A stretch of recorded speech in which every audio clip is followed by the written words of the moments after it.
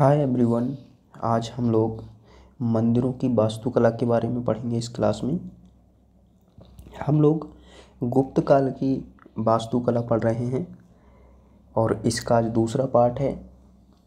आज हम जानेंगे गुप्त काल में मंदिरों की वास्तुकला, क्योंकि मंदिरों की वास्तुकला का उद्भव काल माना जाता है ये।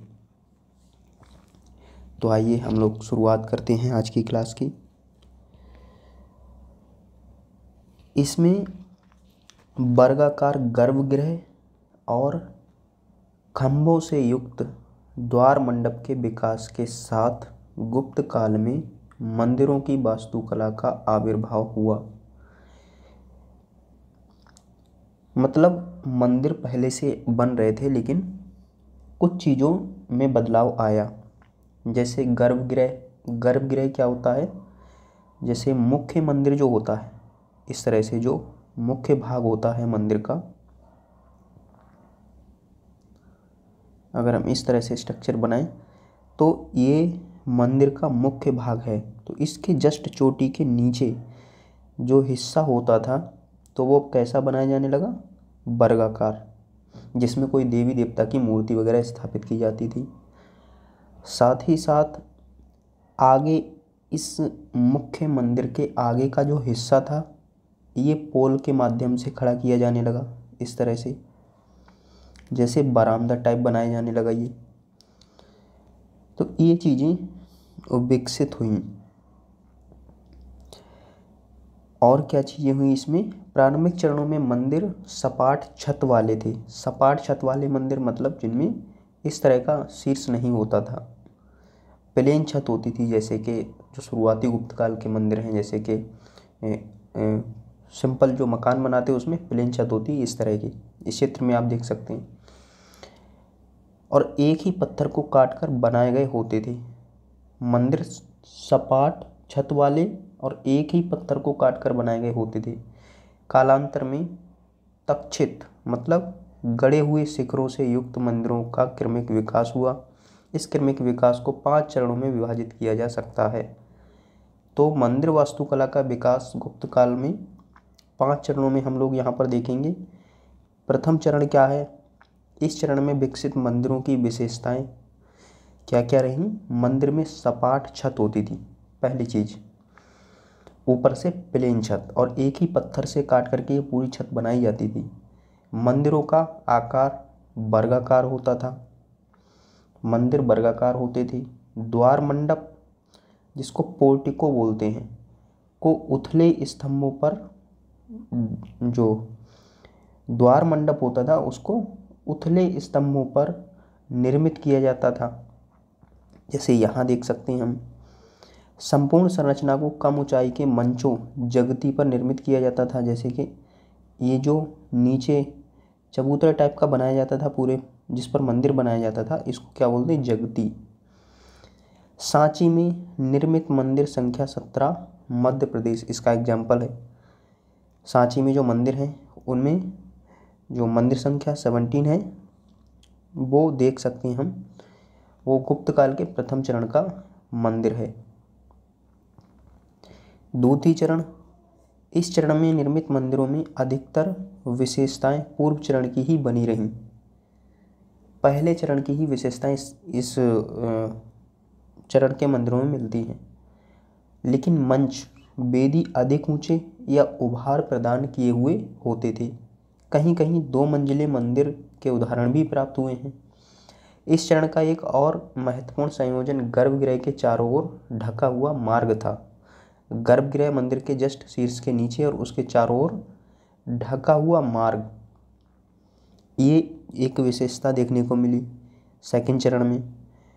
इस मार्ग को प्रदक्षिणा पथ के रूप में प्रयोग किया जाता था। मतलब ये प्रदक्षिणा पथ होता था गर्भगृह के चारों ओर, और ये छायांकित मतलब छायादार होता था। ये चीज़ नई विकसित हुई।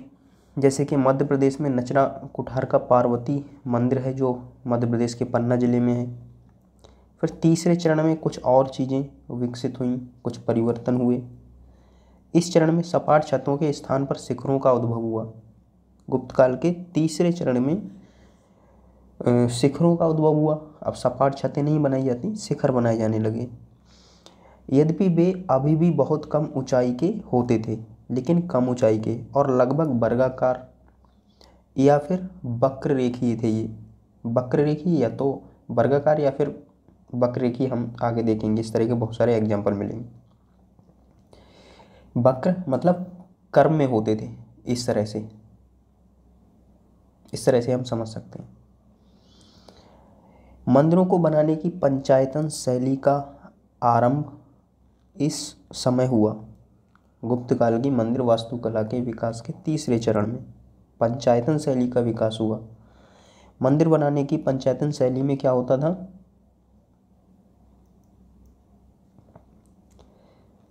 इस शैली में क्या चीज़ें होती थी?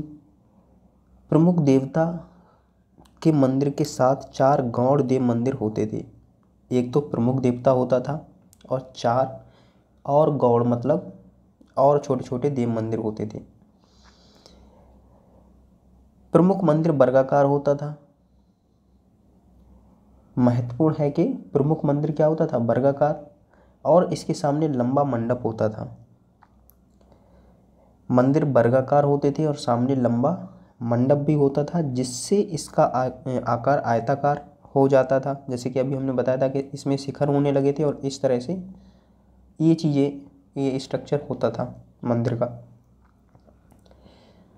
गौड़ देव मंदिरों को मंडप के प्रत्येक ओर एक दूसरे के सम्मुख स्थापित किया जाता है। जैसे अभी भी ये चीज़ देखने को मिलती है।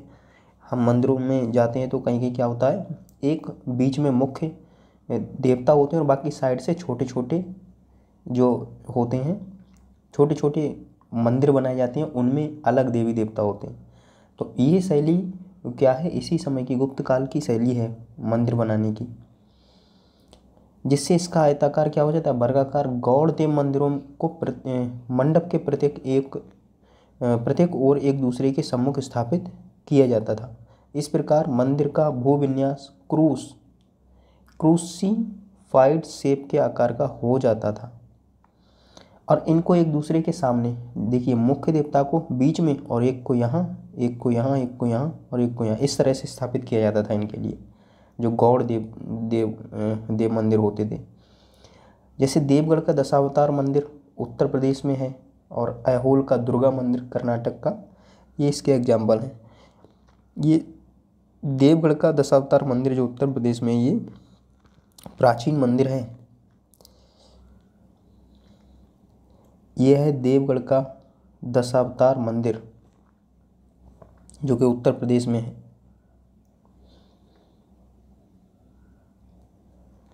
चतुर्थ चरण में क्या चीज़ें बदली? इस चरण के मंदिर लगभग एक जैसे ही थे, एकमात्र अंतर ये हुआ कि मुख्य मंदिर अधिक आयताकार हो गया। मंदिर अब और ज़्यादा आयताकार बनाए जाने लगे। जैसे महाराष्ट्र में 13 मंदिर या विक्रम मंदिर हैं। फिर लास्ट पंचम चरण, इस चरण में बाहर की ओर उथले आयताकार किनारों वाले वृत्ताकार मंदिरों का निर्माण आरंभ हुआ। बाहर की ओर उथले आयताकार किनारे वाले मंदिरों का निर्माण। उल्लेखनीय है कि इससे पहले के चरणों की शेष सभी विशेषताएं जारी रहीं। बिहार में राजगीर का मनिहार मठ, बिहार में, ये इसका एग्जाम्पल है। जैसे मनिहार मठ राजगीर बिहार में ही, तो इसको हम देख सकते हैं। ये पंचम चरण को शो करता है। आयताकार किनारों वाले वृत्ताकार मंदिरों का निर्माण आरंभ हुआ, इस तरह की। तो ये चीज़ें विकसित हुई 5 चरणों में गुप्त काल की वास्तुकला में। फिर मंदिर वास्तुकला की अन्य शैलियाँ भी रही हैं। मंदिर वास्तुकला की शैलियाँ और कौन कौन सी हैं? नागर शैली, द्रविड़ शैली, ये उत्तर भारत की शैली और ये दक्षिण भारत की शैली मानी जाती है। नायक, बेसर, होयसाल, विजयनगर, पाल और सेन शैली, ये मंदिर वास्तुकला की अन्य शैलियाँ हैं।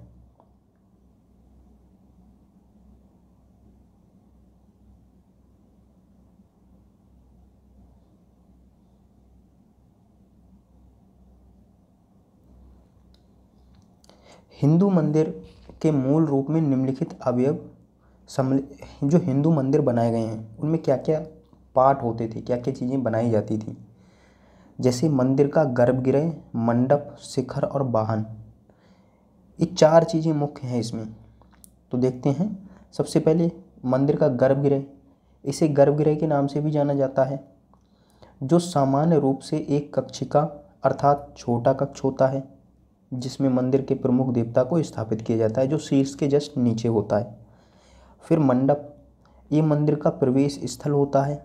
ये कोई द्वार, मंडप या सभा भवन हो सकता है और इसमें इसे सामान्य रूप से बड़ी संख्या में पूजा करने वाले लोगों को स्थान देने हेतु अभिकल्पित किया जाता है। मतलब ये बरामदा है आगे का और ये मुख्य मंदिर है। जो मुख्य मंदिर है उसके जस्ट नीचे बीच में जो गर्भगृह होता है जहाँ मुख्य देवता की मूर्ति होती है, ये वो हिस्सा है। फिर शिखर मंदिर का, ये पर्वत जैसा शिखर होता है। इसके आकार पिरामिडीय से वक्र रेखीय तक विभिन्न प्रकार के हो सकते हैं। जैसे ये पर्वतनुमा जो शिखर होता है उसकी बात हो रही है। फिर उसके बाद में वाहन, ये प्रमुख देवता का आसन या वाहन होता है और इसे पवित्रतम स्थल मतलब गर्भगृह के ठीक सामने स्थापित किया जाता है। वाहन को देवता के जो इसको प्रमुख देवता का आसन माना जाता है और गर्भगृह के ठीक सामने इसको स्थापित किया जाता है। ये विशेषता देखने को मिलती है हिंदू मंदिरों में। तथापि स्थानीय शासकों के संरक्षण में भारत के विभिन्न क्षेत्रों में वास्तुकला की विभिन्न शैलियाँ विकसित हुईं। इनमें से अब यहाँ पर देखिए अलग अलग क्षेत्रों में अलग अलग शैलियाँ मंदिरों की विकसित हुईं। तो सबसे पहले वास्तुकला की नागर शैली, बहुत पूछी जाती है वास्तुकला की नागर शैली। 5वीं शताब्दी ईस्वी से भारत के उत्तरी भाग में मंदिर वास्तुकला की एक भिन्न शैली विकसित हुई है। उत्तर भारत की शैली है ये, जैसे नागर शैली। 5वीं शताब्दी में इसका विकास हुआ। नागर शैली के अंतर्गत भी देश के पश्चिमी, मध्य और पूर्वी भागों में विभिन्न उप शैलियों का उद्भव हुआ। नागर शैली की कुछ विशेषताएं यहाँ पर, तो नागर शैली उत्तर भारत की शैली है, साथ ही साथ पश्चिमी, मध्य और पूर्वी भागों में कुछ उप शैलियों का भी उद्भव हुआ था जो नागर शैली से संबंधित थी। नागर शैली की विशेषताएं क्या हैं? सामान्य रूप से मंदिर का निर्माण करने में पंचायतन शैली का अनुपालन किया गया। इसके अंतर्गत मुख्य मंदिर के सापेक्ष क्रूसिफाइड आकार के भूविन्यास पर गौड़ देव मंदिरों की स्थापना की जाती थी। मुख्य देव मंदिर के सामने सभा कक्ष या मंडप स्थित होते थे। जो मुख्य देव कक्ष होता था उसके सामने सभा कक्ष होता था या मंडप, जिसको बरामदा बोलते हैं। और गर्भगृह के बाहर देवी गंगा और यमुना की प्रतिमाओं को स्थापित किया जाता था। साथ ही साथ गर्भगृह के बाहर गंगा और यमुना की इन देवियों की मूर्तियां भी स्थापित की जाती थी। सामान्यतः मंदिर परिसर में जल का कोई टैंक या जलाशय नहीं होता था। मंदिरों को सामान्य रूप से भूमि से ऊंचे बनाए गए मंच या वेदी या चबूतरे पर निर्मित किया जाता था। मंडपों के निर्माण में स्तंभों का प्रयोग किया जाता था। मंडप मतलब जो बरामदा बनाया जाता था, जैसे आज हम बनाते हैं घर के आगे, तो उसमें हम सामने क्या करते हैं, पोल लगाते हैं, लेकिन इसमें 3 ओर से पोल लगाए जाते थे। जैसे इस तरह का ये जो मुख्य शिखर है मंदिर का, तो यहाँ से आगे क्या होता था, अब यहाँ ये बरामदा रहता, तो यहाँ पर ये इस तरह से पोल के माध्यम से इस छत को रोका जाता था। इसको मंडप बोलते हैं। शिखर सामान्य रूप से 3 प्रकार के होते थे। अब यहाँ पर शिखर की बात आती है, जो सबसे ऊंचा भाग होता है मंदिर का। तो शिखर लैटिन या रेखा प्रकार के होते थे। वे आधार पर वर्गाकार होते थे। इनका आधार तो वर्गाकार होता था और शीर्ष पर स्थित बिंदु की ओर दीवारें अंदर की ओर वक्रित होती जाती थी। इस तरह से अगर हम इसका शीर्ष बनाए तो इस तरह से दीवारें जाती थी, इस तरह से ये स्ट्रक्चर, और नीचे वर्गाकार। दूसरा प्रकार क्या था, फमसाना। पहला लैटिना या रेखा प्रसाद, दूसरा फमसाना। तो इस प्रकार के शिखर का आधार अधिक चौड़ा होता था। आधार, अब इस समय जो शिखर बनाए गए उनका आधार ज़्यादा चौड़ा है इस विधि में, और लैटिना की अपेक्षा उनकी ऊंचाई कम होती थी। आधार ज़्यादा चौड़ा और ऊंचाई कम। इस तरह से ये चीज़ हुई। फिर और वे शीर्ष बिंदु की ओर सीधी रेखा में ढलान निर्मित करते थे। फिर बल्लभी, इनका आधार आयताकार होता था और छतें गुंबदाकार प्रकोष्ठ का निर्माण करती थीं। इन्हें अर्धगोलाकार छतें भी कहा जाता है। आधार आयताकार और छतें गुंबदाकार, ये शैली भी आपको बहुत देखने को मिलेगी। मतलब ये तो आयताकार हिस्सा है नीचे वाला, आप देखेंगे इस तरह से, लेकिन इसके ऊपर किस तरह की संरचना है, गुंबद जैसी, इस तरह से ये गुंबद जैसी स्ट्रक्चर है पूरा। यहाँ से इस तरह से इसको बनाया गया है और यहाँ पर फिर एक छत्र लगा दिया इसके लिए। इस तरह की स्ट्रक्चर देखने को मिले हैं। नांगर शैली की विशेषताएं पढ़ रहे हैं हम। शिखर का ऊर्ध्वाधर शीर्ष एक क्षैतिज नाली युक्त चक्र के रूप में समाप्त होता था इसमें, जिसे आमलक कहा जाता था। मतलब छत्र का जो ऊपरी हिस्सा शीर्ष का, उसको आमलक बोलते हैं। इसके ऊपर एक गोलाकार आकृति को स्थापित किया जाता था जिसे कलश कहते हैं। आमलक के ऊपर मतलब शीर्ष, सबसे पहले शीर्ष के, जैसे मान लिया ये शीर्ष है, तो इस शीर्ष के ऊपर जो आधार होता था उसको आमलक, और उसके ऊपर इसके ऊपर गोलाकार आकृति को स्थापित किया जाता था जिसे कलश कहते हैं। फिर इसके ऊपर कलश को स्थापित किया जाता था। इस तरह के मंदिर भी आपको देखने को मिल जाएंगे। मंदिर के अंदर दीवार को 3 क्षैतिज भागों में विभाजित किया गया था जिन्हें रथ कहा जाता है। ऐसे मंदिर त्रिरथ मंदिर के रूप में जाने जाते हैं। बाद में पंचरथ, सप्तरथ और यहाँ तक कि नवरथ मंदिर भी बनाए जाने लगे। मंदिर के विभिन्न भागों में कथात्मक मूर्तियाँ, नरेटिव स्कल्पचर्स बनाई जाती थीं। गर्भगृह के चारों ओर प्रदक्षिणा पथ होता था जो ढका हुआ होता था। वही गुप्तकाल वाली विशेषता, गुप्तकाल के ही हम पढ़ रहे हैं यहाँ पर। सामान्यतः मंदिर परिसर 4 दीवारी से घिरा नहीं होता था और प्रवेश द्वार भी नहीं होता था इसमें, मतलब खुले टाइप के ये मंदिर होते थे। अब यहाँ ये आधारभूत इसका स्ट्रक्चर देखिए नागर वास्तुकला का। सबसे पहले यहाँ पर ये जो है, ये हिस्सा शिखर है इसका, और फिर ये वाला जो हिस्सा है ये स्तंभदार दरवाजे का हिस्सा है, और ये जो हिस्सा है, ये जिसको इस तरह से ये दिखाया गया है, ये किसे शो कर रहा है, प्रदक्षिणा पथ के लिए। और ये वाला जो आप देख रहे हैं ये हिस्सा, ये उठा हुआ चबूतरा, मतलब ये चबूतरा है, इस पर ये मंदिर बनाया गया है इस तरह से ये। बाकी ये यहाँ पर, क्योंकि मंदिर का शीर्ष है तो इसके जस्ट यहाँ पर नीचे बीच में क्या होता था, गर्भगृह होता था। ये क्या है, स्तंभदार दरवाजे, इधर दरवाजे, और ये शिखर सिंपल। अब यहाँ पर ये त्रिरथ का मतलब ये है, इस तरह का स्ट्रक्चर होता था त्रिरथ में। ये पंचरथ देखिए यहाँ पर 1 2 3, 1 2 3, इस तरह से ये 3 स्ट्रक्चर, मतलब 1 2 3, इसी तरह से 1 2 3, इस तरह के स्ट्रक्चर को बोलते हैं त्रिरथ। और जब यही और बढ़ जाए इनकी संख्या तो 5 तक हो जाए तो ये पंचरथ। जैसे यहाँ से शुरू करें तो 1 2 3 4 5 तक जा रही है चीज़ें, फिर यहाँ से शुरू करें 1 2 3 4 5 तक जा रही हैं, मतलब इधर भी और इधर भी 5, इधर और इधर 3 तो त्रिरथ, इधर और इधर 5 तो पंचरथ। अगर यही संख्या 9 हो जाए या 7 हो जाए तो सप्तरथ। जैसे कि यहाँ से देखिए ये 7 तक जा रही है और फिर यहाँ से ये 7 तक जा रही है तो ये सप्तरथ। इधर से भी इसी तरह से ये 7 तक जाएगी। इसी तरह से नवरथ तक होते थे मंदिर ये। नागर शैली के अंतर्गत 3 उपशैलियाँ भी विकसित हुई, जिनमें पहली है ओडिशा शैली। ओडिशा शैली में कलिंग साम्राज्य के विभिन्न भागों में मंदिर वास्तुकला की एक अलग शैली विकसित हुई। इसको एक कलिंग साम्राज्य मतलब ओडिशा वाला जो हिस्सा है, इसीलिए इसको ओडिशा शैली बोल रहे हैं। बाहरी दीवारों पर बड़ी मात्रा में बारीक नक्काशी की जाती थी, बाहरी दीवारों पर, लेकिन भीतरी दीवारों को बिना नक्काशी के ही रखा जाता था।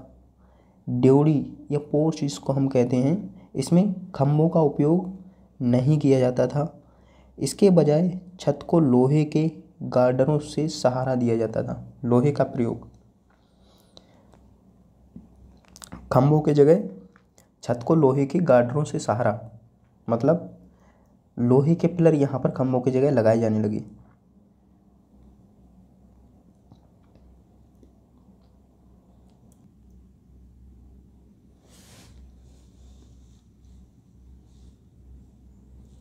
बाकी यहाँ पर शिखर को रेखा देउल, शिखर के लिए क्या नाम दिया गया है? रेखा देउल। जैसे इसका स्ट्रक्चर अभी देखेंगे हम लोग। वे लगभग एक क्षैतिज छत जैसे होते थे जो शीर्ष पर एकदम से अंदर की तरफ मुड़ते थे। इस क्षेत्र में ओडिशा शैली में मंडप को जगमोहन कहा जाता है। मंडप का नाम बदल गया यहाँ पर, मंडप को क्या कहा जाने लगा? बरामदे को जगमोहन। मुख्य मंदिर वर्गाकार होता था। ओडिशा शैली के मंदिर द्रविड़ शैली के मंदिरों के समान ही परकोटे, मतलब चार दीवारी से घिरे होते थे। द्रविड़ शैली के भी मंदिर और ओडिशा शैली के भी मंदिर चार दीवारी से घिरे होते थे। जैसे ये ओडिशा वास्तुकला का एग्जाम्पल यहाँ पर है। इस तरह का मंदिर होता था। तो इसमें ये ऊपर का हिस्सा है शिखर, इस शिखर का नाम क्या है? रेखा देउल। और इसमें जो ये बरामदे वाला हिस्सा होता था नीचे का, इसको क्या बोलते हैं? इसको जगमोहन कहा जाने लगा। और यहाँ पर ये जो बीच का हिस्सा है ये कलश का हिस्सा है। कलश जिसके ऊपर है, जिस आधार पर, वो आमलक है।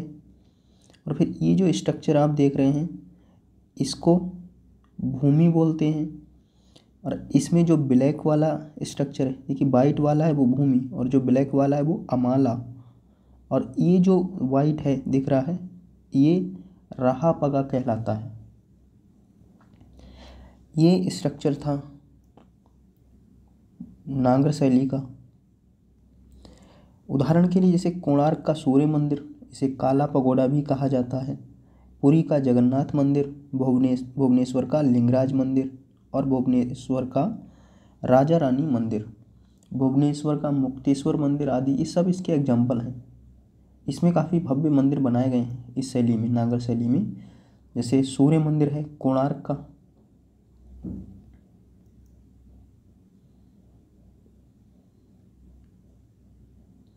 कोणार्क मंदिर को देखकर रविन्द्रनाथ टैगोर ने एक बार कहा था कि ये एक ऐसा स्मारक है जहाँ पत्थर की भाषा ने मनुष्य की भाषा को पीछे छोड़ दिया है। रविन्द्रनाथ टैगोर का ये कथन है कोणार्क के सूर्य मंदिर के बारे में। खजुराहो शैली दूसरी शैली है नागर शैली के अंतर्गत। मध्य भारत में चंदेल शासकों ने मंदिर निर्माण की एक अलग शैली विकसित की जिसे खजुराहो शैली या चंदेल शैली के नाम से जाना गया। इसकी विशेषताएं क्या थीं? बाहरी और भीतरी दोनों दीवारों पर बड़ी मात्रा में बारीक नक्काशी की गई है। सोलंकी शैली के चंदेल शैली के मंदिरों में आमतौर पर नक्काशियों की ये मूर्तियाँ कामुक शैली की हैं तथा वात्स्यायन की रचना कामसूत्र से प्रेरित हैं। ये मंदिर बलुआ पत्थर से बने हैं। मंदिर में 3 कक्ष होते हैं, गर्भगृह, मंडप और अर्धमंडप। एक तो गर्भगृह, फिर मंडप और फिर अर्धमंडप भी यहाँ देखने को मिलते हैं इस शैली में। कुछ मंदिरों में गर्भगृह तक जाने के लिए गलियारा होता था जिसे अंतराल कहा गया है। आमतौर पर मंदिर पूर्वमुखी या उत्तरमुखी बनाए गए हैं। तो पूर्वमुखी या उत्तरमुखी जो मंदिर बनाए गए हैं वो नागर शैली के अंतर्गत जो मध्य भारत में विकसित खजुराहो शैली है उसके उदाहरण है वो, या उस शैली का प्रभाव है। मंदिर निर्माण पंचायतन शैली द्वारा किया गया है। सहायक मंदिरों में भी रेखा प्रसाद शिखर होते थे जिसे मंदिर समूह एक पर्वत श्रृंखला समान प्रतीत। अब इसमें देखिए, इसमें एक चीज़ जो प्रसाद होता था तो उसमें भी शिखर होते थे। एक तो मुख्य गर्भगृह वाला शिखर और जो प्रसाद होते थे उनके भी ऊपर मंडपों के ऊपर भी शिखर दिखने लगे यहाँ पर। तो जिससे मंदिर समूह क्या होता है, एक पर्वत श्रृंखला के जैसे प्रतीत होते हैं। इन मंदिरों को अपेक्षाकृत ऊंचे चबूतरे पर बनाया गया था तथा हिंदू धर्म के साथ साथ जैन धर्म से संबंधित हैं ये, जैसे कंदरिया महादेव मंदिर, खजुराहो का लक्ष्मण मंदिर आदि इस तरह के उदाहरण हैं। अब आप देखिए यहाँ पर ये सबसे ऊंचा ये मुख्य मंदिर है। विश्वनाथ मंदिर का एग्जाम्पल है खजुराहो, और खजुराहो की कामोद्दीपक मूर्तियाँ, मतलब इस तरह की कामोद्दीपक मूर्तियाँ इसमें यहाँ देखने को मिलती हैं। और यहाँ देखिए बाकी जो छोटे छोटे जो मंडप बनाए गए हैं उनके सबके शिखर हैं, छोटे छोटे सबके शिखर। तो इस वजह से ये मंदिरों का एक समूह जैसा दिखता है। ये कौन सी शैली है आपकी, तो इसको ध्यान रखना है। खजुराहो शैली है, इसको चंदेल शासकों के द्वारा विकसित किया गया, इसलिए चंदेल शैली भी इसको कहते हैं। खजुराहो 10वीं से 12वीं शताब्दी ईस्वी तक बुंदेलखंड के चंदेल राजाओं की राजधानी थी। तो इस वजह से यहाँ पर इन्होंने मंदिर बनवाया। इसको इतिहासकार अलबरूनी जो 11वीं शताब्दी ईस्वी में आया, इसने देवताओं का नगर नाम दिया था खजुराहो के लिए। सोलंकी शैली फिर तीसरी शैली है जो इस नागर शैली की ही उपशैली है, जिसे मारू गुर्जर शैली के नाम से भी जाना जाता है। गुजरात और राजस्थान सहित भारत के उत्तर पश्चिमी भाग में सोलंकी शासकों के संरक्षण में ये शैली विकसित हुई। गुजरात और राजस्थान के उत्तर पश्चिमी भाग में इसकी विशेषताएं क्या हैं? मंदिर की दीवारें नक्काशी रहित हैं। गर्भगृह अंदर और बाहर दोनों तरफ से मंडप से जुड़ा होता है। मंदिर की दीवारें कैसी हैं? नक्काशी नहीं है उन पे। और जो गर्भगृह है वो अंदर और बाहर दोनों तरफ से मंडप से जुड़ा रहता है। इसमें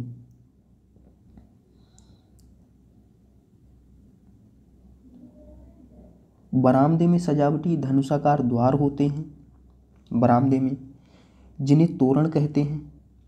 इन मंदिरों की एक अनूठी विशेषता है मंदिर परिसर में उपस्थित बावड़ी, मतलब एक स्नान कुंड या पानी के लिए तालाब, जिसे सूर्य कुंड कहा जाता था। बावड़ी की सीढ़ियों पर छोटे छोटे मंदिर, बावड़ी की सीढ़ियों पर भी छोटे छोटे मंदिर हैं। इन मंदिरों में लकड़ी की नक्काशी की गई है। सोलंकी शासकों ने इन मंदिरों के निर्माण में विभिन्न पत्थरों का प्रयोग किया है, और ये पत्थरों का प्रयोग करके बनाए गए हैं, जैसे बलुआ पत्थर, काला बेसाल्ट और नरम संगमरमर का इस्तेमाल किया गया है। अधिकांश मंदिर पूर्वमुखी हैं। मंदिरों को इस तरह बनाया गया है कि विषुवों के दौरान, जब विषुव होता है ना, उत्तर विषुव और बसंत विषुव, इस तरह से जो विषुव हैं, उस समय सूर्य का प्रकाश या सूर्य की किरणें मुख्य मंदिर पर पड़ती हैं सीधे। पूर्वमुखी मंदिर हैं ये अधिकांश मंदिर, जैसे मोढेरा का सूर्य मंदिर गुजरात में 1026-27 में भीम प्रथम द्वारा बनवाया गया है ये। इसके बाद दक्षिण भारत में मंदिर वास्तुकला, तो भी दक्षिण भारतीय वास्तुकला यहाँ से शुरू होती है। बाकी अभी पार्ट 2 में हमने क्या किया, इसको कवर कर लिया गुप्त काल की कला के लिए। तो बाकी हम लोग मिलते हैं नेक्स्ट क्लास में और दक्षिण भारतीय कला को पढ़ेंगे। बाय सभी के लिए।